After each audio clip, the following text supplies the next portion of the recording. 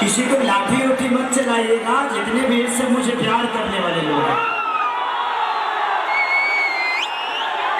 नहीं तो इसी देवघर में रही मैं खेसरिया कहीं दुकाने घूम के कैसे बेचता है।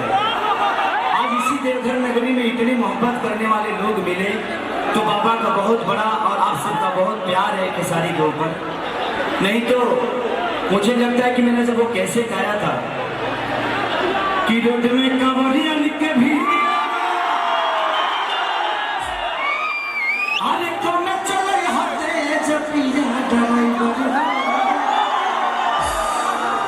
उस कैसेट के लिए मैं 1.5 महीना देवघर में रहा था और हर उस दुकान पे जाके मैं कैसेट बजवाता था, नाचता था तो और ये अपील करता था कि मेरा कैसेट आप लोग बजवाइए।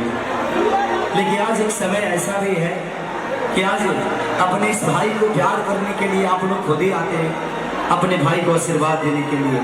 किसी दिन जाना पड़ता था लेकिन वो भी दिन बड़े अच्छे थे, हमसे कम आप सबसे मिल लेता था। लेकिन आपने इतना बिजी कर दिया अपने इस बेटा को कि अब टाइम नहीं मिलता है, लेकिन इसी बहाने आपसे मिल लेता हूँ तो मजा आ जाता है। आज मैं जी बिहार और झारखंड के इस टीवी को मैं धन्यवाद देना चाहता हूँ कि आज इनके वजह से मैं इतने सारे लोगों का प्यार और आशीर्वाद ले पाया।